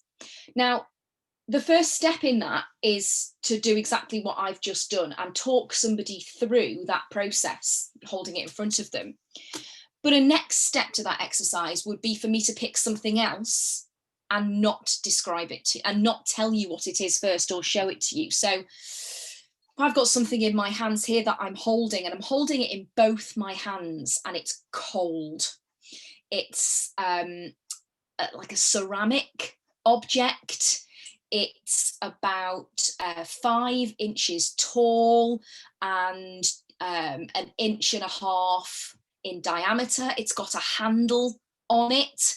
Usually it would have something in it. It would maybe have a liquid filling it up, but at the moment it's empty. I don't know whether anyone can guess what that object is. You can put that in the chat. You've got more that somebody written something in the chat. Oh yeah, playing what's Scramble or Scrabble? Yes, Rabia, it is a cup. It's a mug. That's exactly what it is. So having a go at doing that exercise, also getting young people to do that, being as creative and as silly with the objects as you want, is a really nice way of starting to think about how you can use sensory descriptions. And here's another one. So moving on from the description of an object, something that can be described in a sensory way, something that is very tangible. Sometimes we also need to describe something that is more intangible, something that is perhaps a feeling or an idea or a concept or a theme. And that can be a little bit more difficult. That's not as concrete as describing an object that we can see and feel and be involved with. So another exercise that I would encourage you to do is to try and think about how you can elicit a response like that from an audience. So you would start off by thinking about how you want an audience to feel. So I don't know, I want my audience to get angry about the thing that I'm talking about, to get really annoyed by it, to feel almost a physical, visceral, emotional response to that. And then the next thing is to ask your group to think of what 3 sentences can you think of that would be designed to make an audience feel that way. How can you elicit that response in just 3 sentences? I've been in a couple of meetings today where we've been discussing some stuff that's been happening in the government at the moment here in the UK. There was a vote in Parliament last night about whether young children who are growing up in poverty should be entitled to access an offer of a free meal, which they would get when they're in school, but whether they should be able to access this when they're not in school, on their half-term holidays or on their breaks. And at the moment, their parents are really struggling, particularly with the pandemic. And it would be very interesting to take an issue like that and think, okay, well, if I want my audience to get really annoyed about this thing that's been happening, how can I describe that story in 3 sentences, just 3 sentences, to elicit the strongest possible reaction from that audience? I would really, really recommend that you take that away and you do that. And it would be great if maybe that's something you fed back to each other on in your next workshop. I'd be really, really interested to know how that went. Okay. So something that was referred to a lot when you were talking through your own responses to radio shows and podcasts was this idea of things sounding and feeling natural, and you feeling like you're just in the middle of a conversation between 2 friends, or somebody is genuinely just taking you through a situation or a scenario that they're experiencing, and it's just supernatural. It's not planned out at all. But for us to then put ourselves in the position of thinking, oh, well, how do I make myself sound natural? How do I come across like that in broadcast? That's quite difficult. And particularly if we're working with young people, they will often find the experience of listening to themselves jarring. We probably all do. I cannot stand listening back to myself on a recording of anything. It makes me want to crawl inside myself and go inside out. It's just awful. And young people who are perhaps at a time in their lives where they are struggling with their own development of their self-image, where they are struggling with differing levels of self-esteem, that process of thinking about somebody listening to them, or of having to listen to themselves back, could be quite troubling. So I want you to just have a think about how you might break that process down for them, how you might make that a little bit more accessible to them. And I will come back and ask you that question again in a second. An exercise here to think about is to pick up a text, any text. We don't want it to be like War and Peace or anything, something quite short, and read it out loud, either to a friend or record yourself doing it. Then put the text down and just try and tell your friend or your imaginary listener on your phone about what it is that you've just read. Listening back to it or allowing your friend to give you some feedback, think about whether your voice sounds more natural and more like you when you are regurgitating the content and saying it in your own words than how it does when you are reading it out. Okay. Okay. So what I'm going to get you to do is I'm going to get you to think a little bit about persona. So thinking about what an aim of your show might be. Who do you want to come across as to your audience? Is the tone that you're trying to achieve friendly? Is it funny? Is it authoritative? Is it somebody trustworthy that has a lot of knowledge and expertise in that area? And think about how each of those aims impacts how you come across vocally. So how you use your volume, how you use your pace, and how you use your tone. And each of those terms we're going to come back to in a second. So I'm going to just give you a little bit of space again now. I'm going to set the timer. And I would like you to have a bit of a think to yourself, but also perhaps a little bit of an experiment to yourself with your microphones off. None of us can hear you. Perhaps you might want to take a little bit of text that you've written, or maybe something, a theme of a show that maybe you've worked on in a previous exercise, and just take a moment to consider whether a persona would be of use in that environment and within that theme, and how that particular persona would impact those key things about voice. So your volume, your pace, your tone. Try it out, experiment with it, make some notes if you want. And I'm setting the timer for 2.5 minutes. And then I'm not going to ask you to perform them. I'm just going to ask you to tell me a little bit about how you feel about that. Okay, let's go.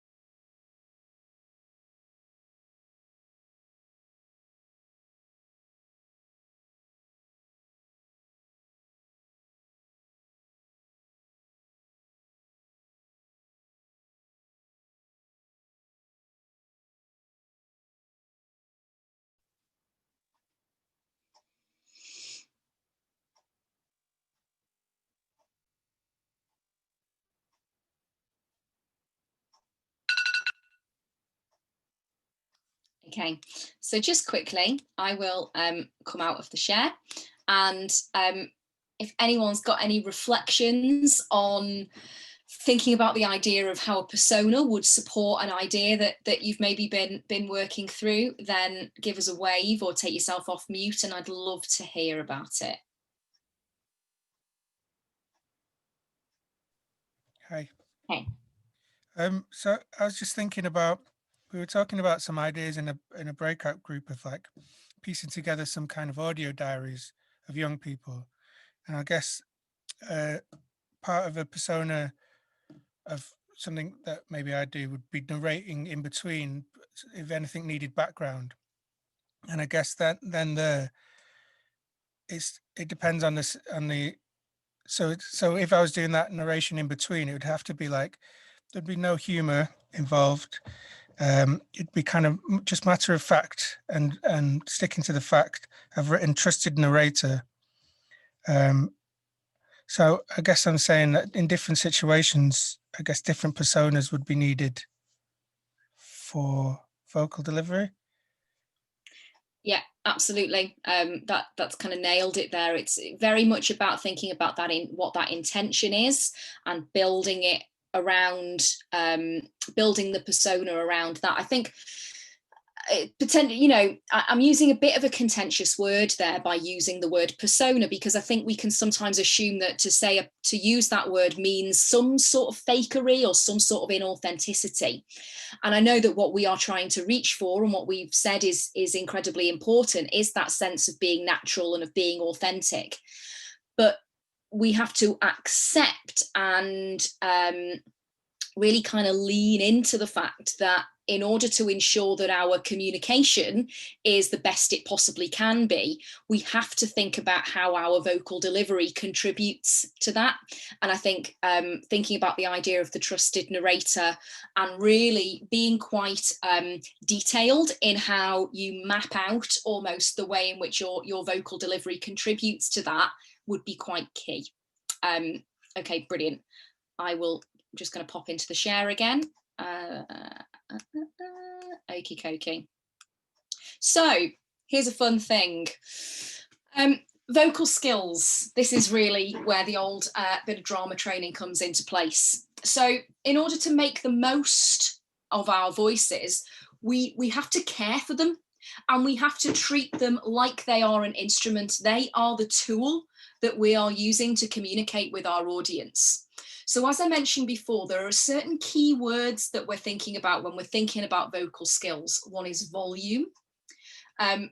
What's very interesting about audio as a medium is that we're using, we're recording, we're speaking into a device that amplifies our voice.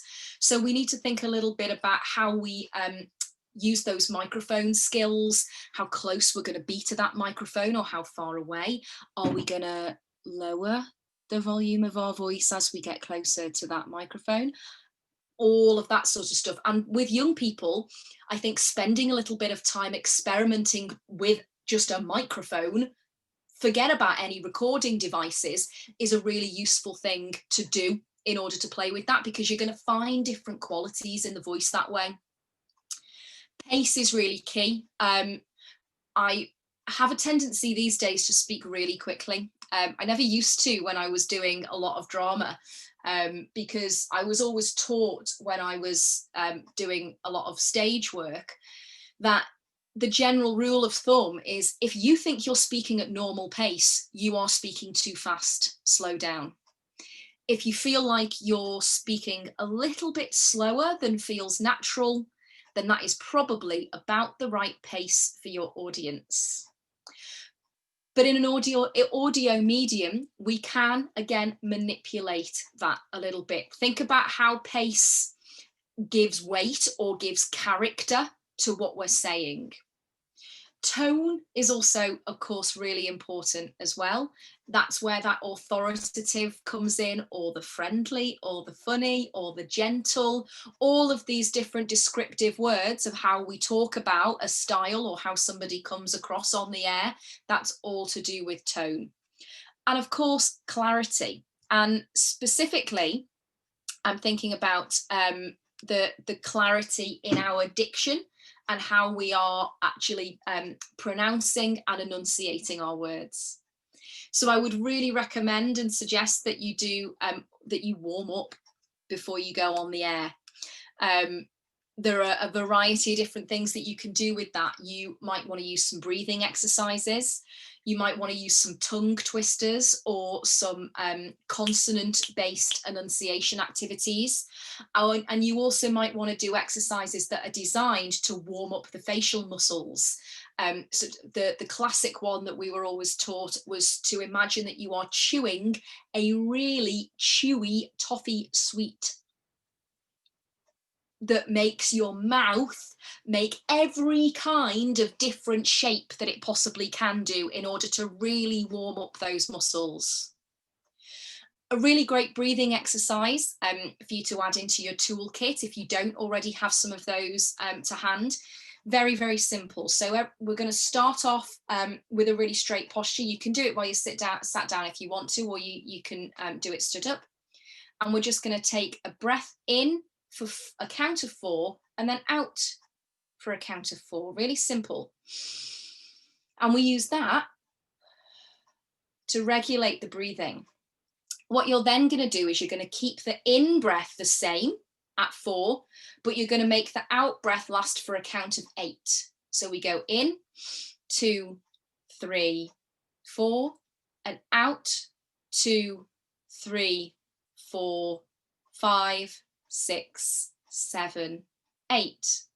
You can then extend those numbers. So you might want to try taking the in breath in for 8 and then pushing it out for 12 or for 16 or even for 18 or for 20 if you feel really ambitious with it. But that's a really key for breath control. We want to think about when we're pacing out our scripts and thinking about making sure that we are being clear in what we're saying. One of the things that we really don't want to do is run out of breath because we've written an incredibly long sentence that we can't get to the end of. So there's a technique that comes from classical singing where when we're inflating our lungs, when we're taking that in breath, really be very conscious of your rib cage and hold your rib cage in that position where it feels like it's inflated while you're still talking.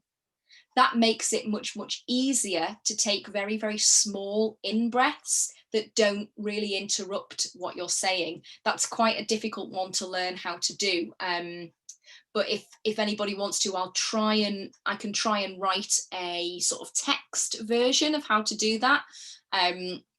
And yeah, the box breathing is also really, really similar to all of that stuff as well. Posture, finally, is also really important as well. It can be very easy to, if we're to not position our microphones in a position that helps to give us good posture. If we're constantly bending down over something, it might initially feel like we're more comfortable or we're being more intimate in how we're addressing, but actually, if we're not keeping our midsection nice and straight, we're losing a lot of the resonance that we get in our chest, and we're therefore losing, on the one hand, breath control, but on the other hand, some of the deeper qualities in our voices and the ability to be able to manipulate our voices a little bit easier. A lot of broadcasters broadcast standing up these days. Some people do it just because they think it looks cool, but I think some people do it because it helps them to have a greater sense of energy and urgency as they're broadcasting. So a final thing on that is an extra exercise that I would really recommend that you do.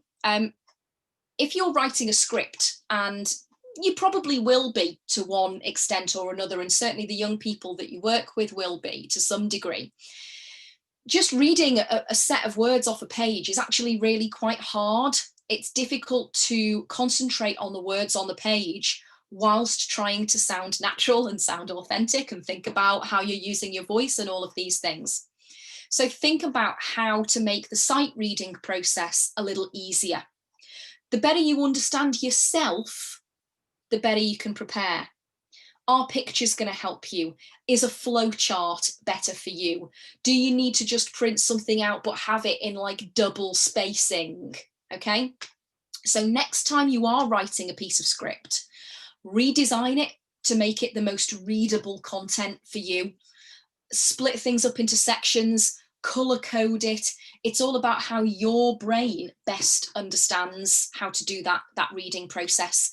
And that's, again, an incredibly useful thing for young people to be able to do. And you could run that exercise in a few different ways, not just with the scripts that they've written, but also with other pieces of text. Get them to experiment with splitting up a little bit of script from a play into sections, and just have a play around with what makes things easier for them to read. And okay, finally, it's the last bit now. While you're on air, just a couple of like key top tips here that are probably really, really obvious, but they are always worth reminding yourself and also taking into a process that you're doing with young people. Keep hydrated, not just your throat, but your mouth, that can become dry when you're talking an awful lot. We know this. Always got to have some water next to us, and it should be water really as well. I know that some people would prefer to have other stuff, but fizzy or sugary drinks tend to goop up your throat a little bit sticky, not all that good. Milky drinks aren't great for the voice either, and anything that's too hot can also seize the throat a little bit, so try and keep it to water. Try and keep it to water that's not too cold either. Remember to keep that pace measured. You'll be far less likely to lose your place or make a mistake. Don't get carried away into garbling. Take your time. Use that sight reading tool to put breaks into that text. Keep your sentences short. And if you're prone to improvise, like me, give yourself a little bit of room to do it, but try not to lose the thread or confuse your listeners. You need to go into that broadcast or that record knowing how closely you need to stick to that script. And if you do make a mistake, don't worry, ride it out. Audiences only notice mistakes if you draw attention to it. A tiny little bit of stumbling over a word, a little pause you didn't mean to make is not important. And also keep the energy up. And what I mean by energy isn't that you need to sound like a really bouncy kids TV presenter and be doing everything in a super happy voice all the time, or sounding like a really cheesy daytime radio presenter who says everything in the same sort of voice. But the energy that you need to carry into that piece of presentation. So if that energy is about being authoritative, then try and maintain the feeling that you need to take into that broadcast. And if you're doing a pre-record and you feel like you've kind of lost it partway through, don't force yourself to carry on with it. Take a pause, take a break, refresh yourself, return to the reasons why you're doing that piece, and then come back to it. That is what the editing process is there for. But most importantly, have fun while you're doing it. Making a broadcast should be something that is enjoyable. It should be something that is being done because the person or the group that is doing it wants to do it and has a purpose for doing it. So that's kind of it for me. I was going to show you a really daft little video, but just full disclosure, my husband's downstairs and he's also leading a piece of training, and he has to screen videos in it, and it's for a load of teachers. So he said to me, please don't share any videos because he's really worried about the bandwidth in our house. But what I might do is I'll actually just copy and paste the link for you. It's actually like I can't copy and paste it right now, but I will do. It's just a really silly video of a comedy sketch that we used to be quite popular here in the UK, of two really, really rubbish radio presenters who did everything in this very old-fashioned, over the top, overdone sort of way, and they were called Smashy and Nicey, and it's very funny. So by all means, whack Smashy and Nicey into YouTube when you come off the session. I think that's about the size of things. I said I was only going to do like 40 minutes, but it's ended up being 50 minutes, but that's not too bad, I guess. Does anybody have any questions that they would like to ask right now? I shared this link that you just mentioned, so I think it's that video. But maybe before the video, before playing the video and screaming, if you don't have this audience, it's downstairs. So do you have any questions?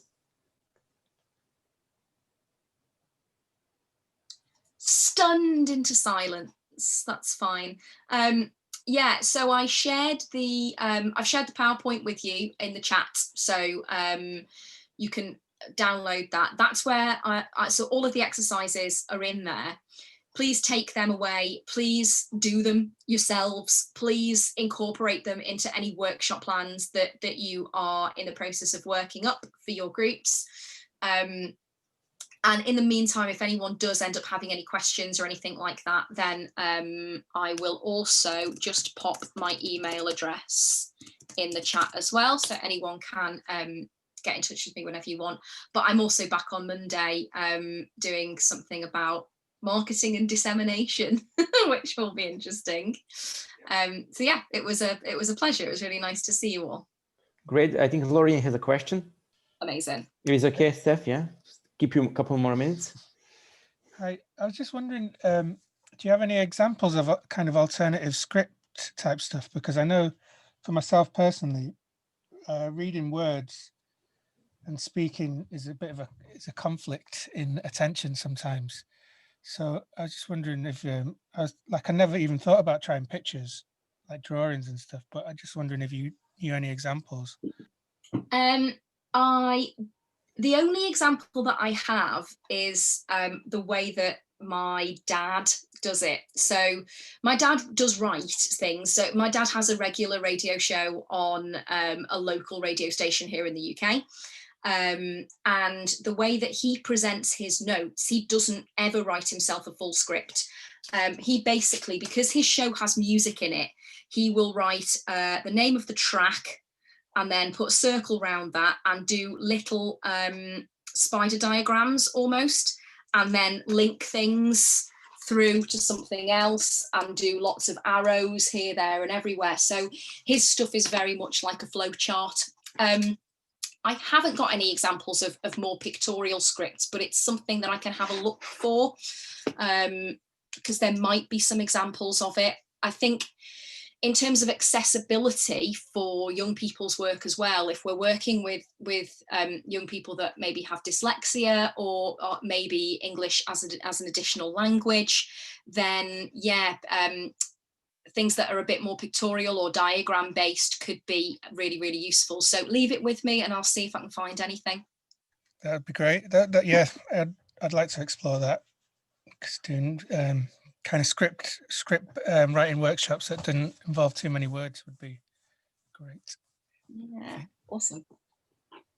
Great. Some more questions for Steph, or some, some thoughts from your side, any challenging situations regarding presentation skills that maybe she can, and all we as a group can share with you. Yeah, Shukran.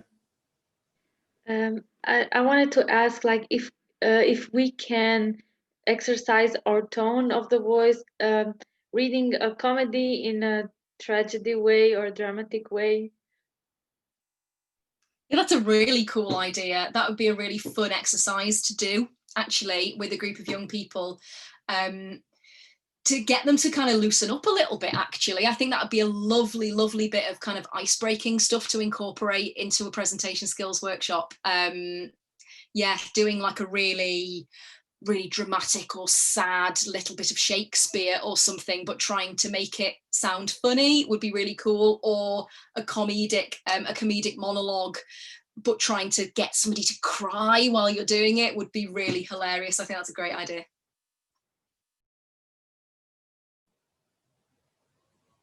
Okay.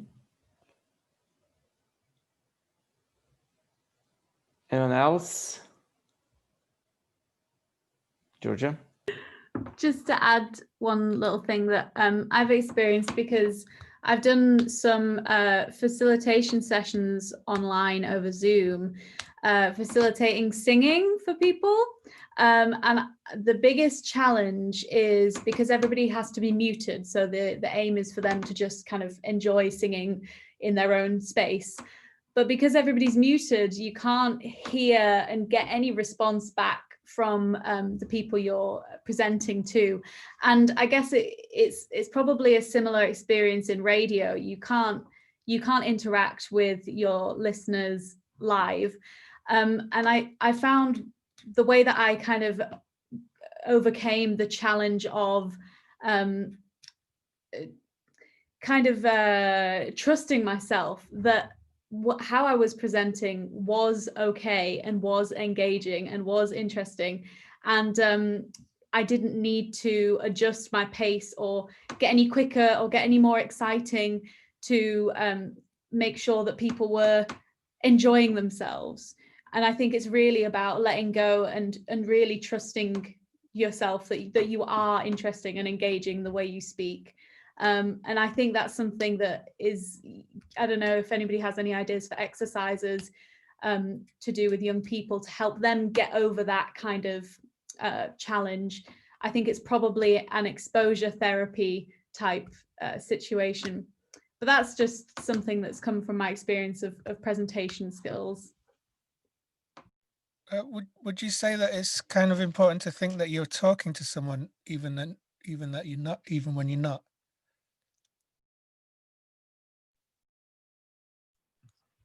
I mean, in these singing facilitation sessions, obviously I knew that I was presenting to somebody live and there were these specific people in the room, in the online room. I guess it would depend on your content. It might be more interesting to listeners to just be hearing your thoughts, and that might be kind of just going around in your head. I don't know. It would depend on the content, wouldn't it? I think there's a lot to be said for allowing space for experimentation in these things. So giving young people the space and the opportunity to just speak and free associate without feeling like they've got a script in front of them that they're reading, to experiment with trying to put a recording device in the space and then try and get people to ignore it, and to just have conversations where they don't realise that it's there. Obviously, we have to think consent-wise, so we probably can't actually go into a session and leave a recording device there and have a conversation, then say, oh, by the way, chaps, I was recording you, and then play it back. That's not really great in terms of practice, but we can try and play around with some approaches that try and break down that sort of unnatural bit of process. But also it's something that I wanted to mention actually as well, is about the naturalness of your own voice being really important, and your own accent in particular. So I mentioned when we were talking about Radio 4 right at the beginning that people tend to speak in a particular way on Radio 4 because it is seen as being a very well-respected kind of broadcasting outlet. So you'll get people that speak in what we would call received pronunciation, or RP, which is the very slightly posh version of the English accent, where people perhaps say bath instead of bath and things like that. And that used to very much be the norm when you would hear any voices, whether it was on the radio or on the television. That's not the case these days. We want to hear people's authentic voices. We want to hear people's regional accents. We want to hear people being who they are. So I think it's probably quite key for young people to have a critical friend within their working group who can just occasionally give a little bit of a nudge to say, maybe you're trying to be a bit too posh here. You're putting on your radio voice, you're putting on your telephone voice, when actually your radio voice is just your voice. You are fine as you are. And that's a really interesting process, whereby working through radio presentation skills is actually really important as a youth work tool. And I know that's really key to what this project is all about, because we're supporting young people to understand that their own selves, their own authentic personalities are valid and are great and are all that is needed. Great, thank you. Maybe just in addition to this, and we were tackling with Tamara as well, and you also tackled today this stage fright and so on. And, you know, dealing with young people, especially adolescents, sometimes it could be very challenging, you know, to push them over that line, to start to do something, you know. So do you have any tips regarding that, how to, you know, support them in, you know, bridging that gap of trying out something in public, in radio and so on? I think it's about the groundwork that you lay with that group. I think any group, particularly if those young people are a little bit more vulnerable or they have a lower degree of self-esteem, you cannot just jump feet first into a project like this. You've got to do some ice breaking, some team building, something that enables those young people to develop trust in you. They may or may not already know each other, but that trust needs to be built in the group in a really in a positive way, and you can do that through any number of different really gentle, really easy little icebreakery type exercises.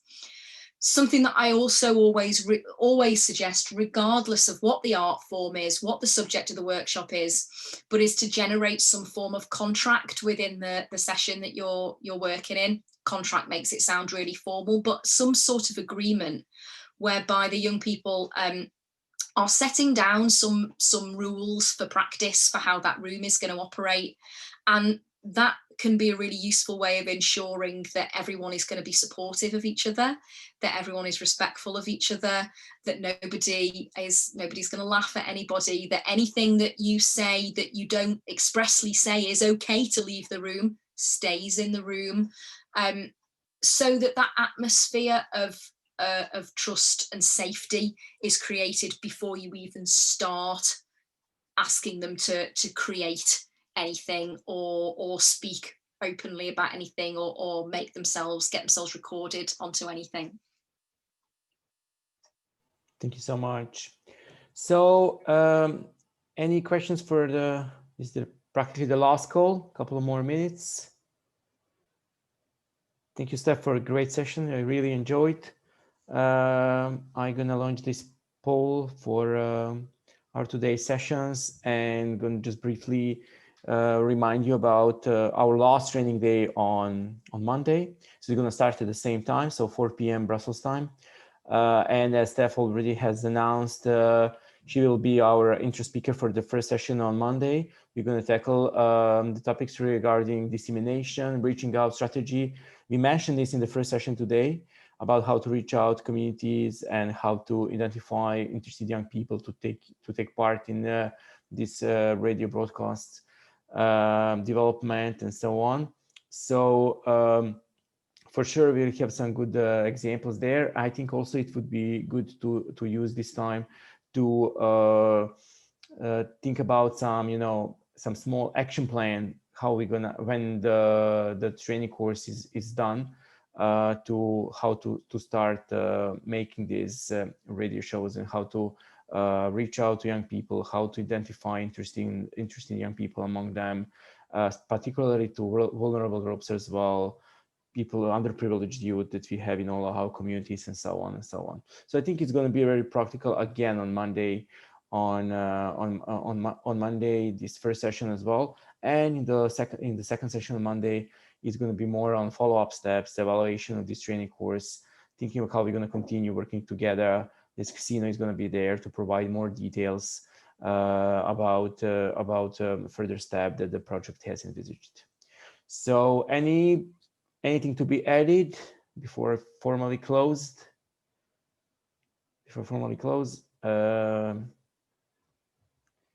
No, thank you so much. Thank you, Steph, once again. I really enjoyed, and I'm sure that our participants as well. Please, you have Steph's email here, and also you have Sino's email, my email. So think about, reflect a little bit during weekend. So anything that you think that we should consider to add as a topic, some topic that we maybe should cover at some point on Monday session, please let us know if there is something that you consider important for the sake of not just all of you, but also about the young people that you work with after completion of this training course. Thanks again. Take care, guys. See you soon. Ciao. Bye.